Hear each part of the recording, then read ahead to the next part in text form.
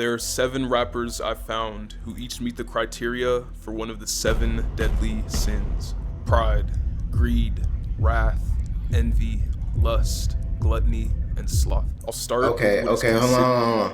I want to try this shit. Damn near any rapper can be greed, right? That could be any rapper. And any rapper, they can be, they could be lust, they could be envy. Shit, they could damn near be gluttony with all them drugs they be taking. Let me make my little list first. I'm gonna put Kanye. Wrath, I'll put X.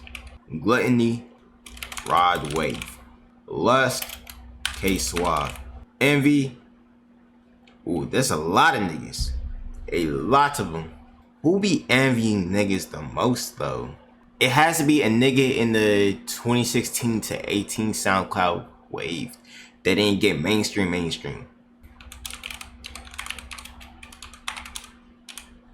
Nigga that really don't even be trying for real. Who can be Sloth? Has to be a nigga that doesn't be giving out to the community. And greed, fucking anybody. Considered to be the original and worst of the 7 deadly sins: pride. Pride is defined as believing that one is essentially better than others, failing to acknowledge the accomplishments of others, and excessive admiration of the personal self. The rapper who best matches this description of pride is Drake. Drake is no doubt one of, if not the, most accomplished rapper of all time, but the thing is, he doesn't shy away from boasting about his accomplishments. A lot of his song lyrics show this off, constantly putting himself on a pedestal. Another example of Drake's pride is him hiding the fact that he had a child with an ex-adult film star, likely due to how it would make him look to the public.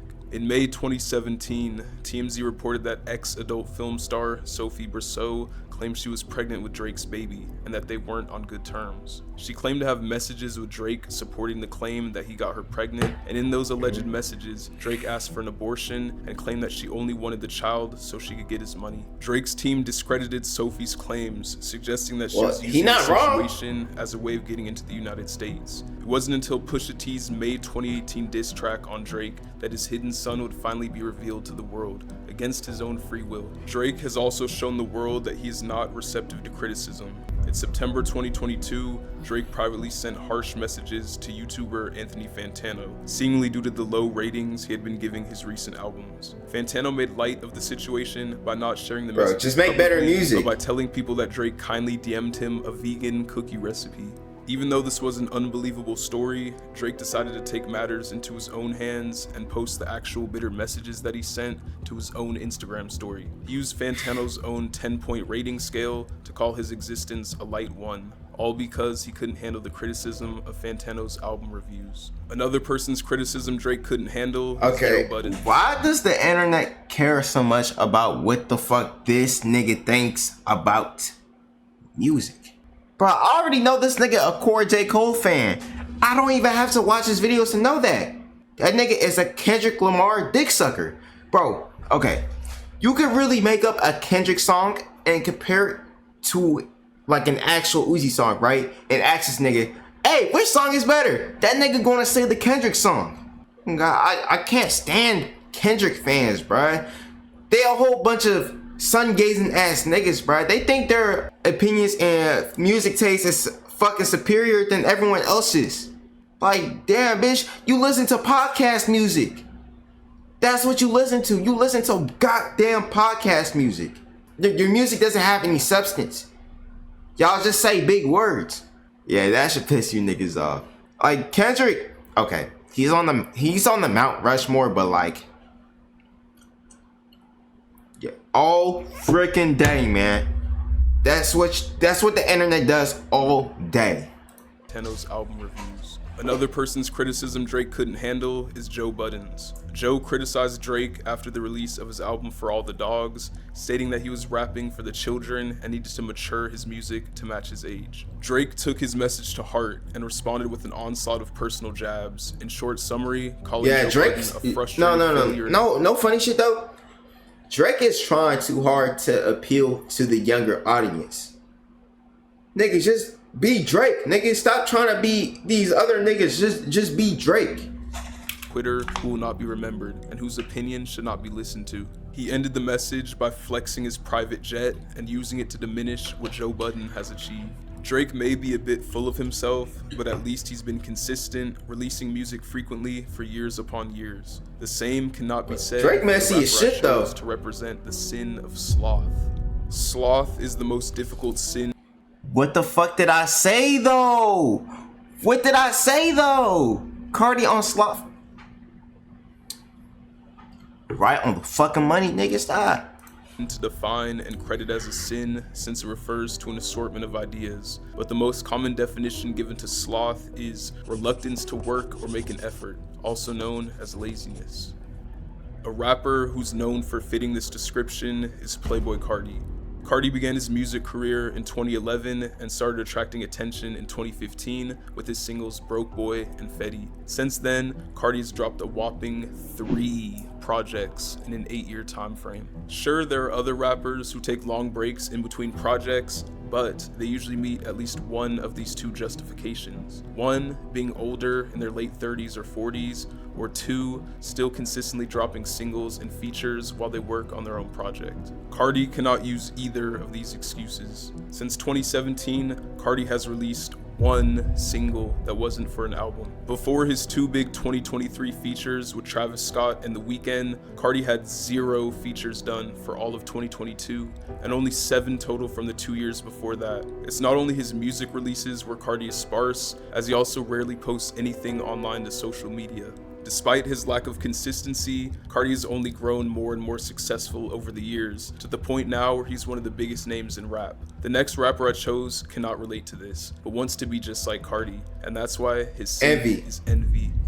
To envy is the desire to have a quality, possession, or other desirable attribute belonging to someone else. An extreme example of envy is actually wanting to be someone else. Mario Judah is a rapper who took envy to this extreme, basically becoming a clone of Playboi Carti. Before Mario was even an artist, he was a big fan of Carti. I was doing this before I was an artist. Like, I was one of the fans in his comment section, like, bro, please drop Whole Lotta Red. Like, bro's fire. Like, he's a rock star too, you know what I'm saying? In 2020, he, like many others, were growing impatient with Carti for not dropping his album titled Whole Lotta Red. So he made his own Whole Lotta Red. Matters into his own hands and threatened to. And that shit was low-key fire, bruh.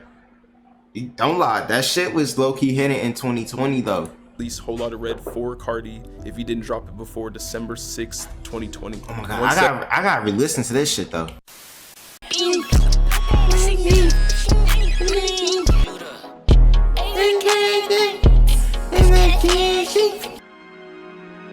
Yeah, I ain't fuck with this one. This shit was hard as fuck. No. Once upon a time, this was about to be my permanent outro.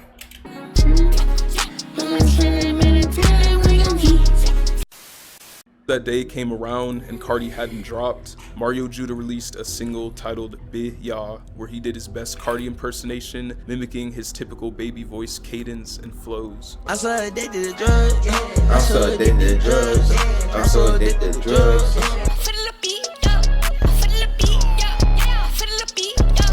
After the release of this song, Mario Judah announced that it was only track 2 of his own entire Whole Lotta Red project that was on the way. On December 8th, 2020, Mario Judah once again threatened Carti, this time saying that he would drop his own version of Whole Lotta Red if Carti didn't drop his album by December 11th. I'm gonna do what I can to try and get him to drop. If I try to alert him and threaten him with a song, maybe he'll hurry up and drop. Apparently it's not working, he's not dropping, and all the fans are upset. And now they're expecting me to keep going. You know what I'm saying? So at this point, it's like, a troll. He not gonna drop. I'm gonna take the responsibility and give the world a Whole Lotta Red. There's no way he dead serious though. Carti don't even give a fuck about this nigga. I'm not even gonna lie. And Mario Judah proceeded to drop an EP titled Whole Lotta Red shortly after midnight on December 12th, 2020. The 3 new songs on the EP were just like the previous song he'd released, showing him copying everything about Playboi Carti's sound. The worst part is that after Carti finally released his album Whole Lotta Red on Christmas 2020, Mario Judah responded with hatred, as if the version he had dropped was better than Carti's. Carti! Like, there's no way he was dead ass this whole time, bruh. How could you possibly take this nigga serious though? I ain't do all this shit just for you to give us trash, bro. You're not worthy of me, bro. The Carti imitation songs Mario Judah made He's not dead ass, right? Cause like, to Carti, who the fuck is this nigga? Like, this nigga really thought he did something though. were extremely successful, all being his most viewed tracks, but it ruined his reputation as an artist, trying to capitalize off of someone else's style. It did greatly boost his following and notoriety, so I think it's safe to say he overall gained from this situation. Someone else who gained from a situation is the rapper I selected to represent the sin, Gluttony. Gluttony is the overindulgence and overconsumption of anything to the point of waste. Drewski did not make goddamn Mario Judah. He gave him a little more buzz, but he didn't make him. Like, what the fuck? I'm not gonna lie, you sipping on donkey piss, my nigga. Meets the criteria and faded off that shit. We get out, we get fat. He was definitely known. That nigga was in Rolling Loud. He was known. Lucki is a rapper from Chicago who began his music career in late 2012. Looking at pictures of him early on in his career, you can see that he had a skinny body build. Look at pictures of him now. I mean, he fell off, but like, still, at that time, he was known. That doesn't change anything. And it's quite the opposite. But what was it? Like, I didn't say he's the most popular rapper of all time. No, I didn't. I said he was known. Actually all started after he stopped doing the drug Xanax. Lucki was a frequent user of Xanax to the point where he took 10 pills in a single day. But in 2016, he took Xanax to the point it used to be so bad. This nigga off one in the music video right now. The way this nigga be like talking about his Xan addiction and all these fucking problems in excruciating ways, but on an angelic beat, just be scaring me, bro. Cause like, I could barely notice. Like, I don't even really be paying attention to the lyrics for when I listen to Lucki. I just listen out for a vibe because he just has this chill ass flow with a nice ass beat. He be catching me off guard sometimes. Pills in a single day. But in 2016, he chilled on the Xans and found another drug that would change his life forever. It was around this time when Lucki first began drinking lean. Lean is a recreational drug beverage prepared by mixing nigga, why are we going back and forth about this? Mario Judah, he was popular. He had 15 minutes of fame. And he fell off. prescription strength cough syrup containing codeine and promethazine with a soft drink. Drinking it in prescribed quantities is safe, but one of the potential side effects of overconsumption is weight gain due to not only the extremely high amounts of sugar in the sodas, but also the cough syrup that causes constipation and inflation of your liver and intestines. The bloat. Like, you talking about Mario Judah like you his top op or some shit. This nigga not trying to give him no type of flowers. Hold on, I gotta check his IG now. So look, 600K. And he probably had more in 2020, but he just been inconsistent.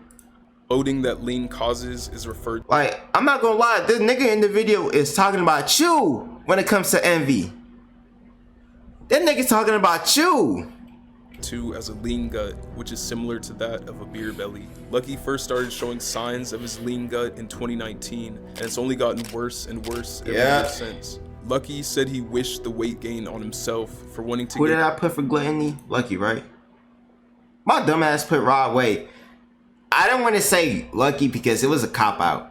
I'm not gonna lie. gain weight back when he was skinny. You're like one of the first or only niggas who embrace gaining weight. It's really like a little karma thing, not karma, but I wish this on myself because I used to want to be like Sosa and Gucci Man, and I was skinny as hell trying to get a little pudge. Then I got it, but I stopped caring about having that. You feel me? I wish this on myself. Didn't stop growing. Now his lean addiction is so bad that he doesn't even like thinking about how much it's cost him. How much you think you spent on? I don't like thinking about that. Yeah. What's the most you paid for a pint? I won't say if you hide it. The root of his addiction actually stemmed from his listening of Lil Wayne, a rapper who frequently glorifies lean in his music. I always wanted to drink lean though, cause of Lil Wayne though. I was a real impressionable kid, you know. I was like super impressionable, so I always wanted to drink lean. Then when I started getting older, it just fit. Now Lucki himself is the one frequently glorifying lean in his music, potentially negatively influencing other listeners. Another person negatively influencing their listeners is the rapper Lust. representing the sin. There go Lust. Lust is defined as intense or unrestrained sexual craving. I couldn't think of a better fit for this description than the rapper That's a good Sexy one. Red. Sexy Red is a recent success Well, story. I put in rap. K Suave, right? Hold on. Saw Baby can go on there too.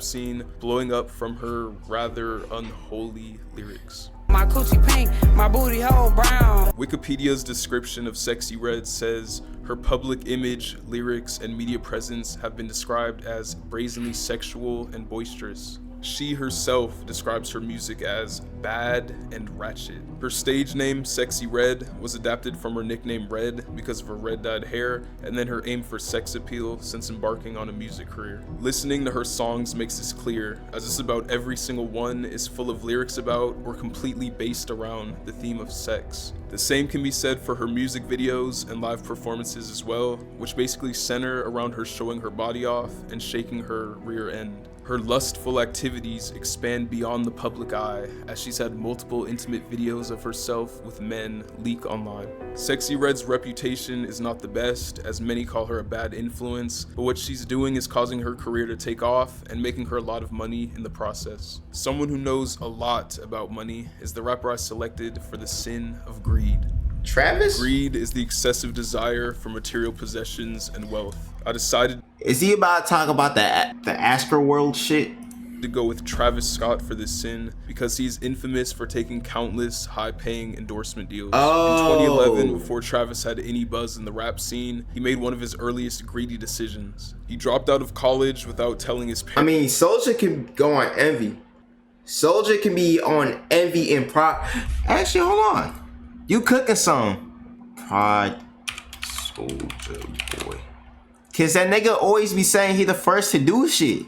But his parents were sending him money to help with his college expenses. They were sending him money for food, rent, and school necessities every 2 weeks. Travis used this money on flights, studio sessions, gas, clothes, and anything to continue his rapper lifestyle. It wasn't until his family came to visit him at his college that he would get caught, as they saw that he wasn't there anymore. After his parents found out that he'd been using the money they were giving him for non-school related purposes, they stopped talking to each other for a while. Yeah, how'd that conversation go? Like once you found out that you were taking her money and spending it on all this other stuff. Man, she was just like, what the yo, you crazy wasting my money. It's crazy, just like going ballistic, man. Like, she didn't talk to me for like a good 3 months.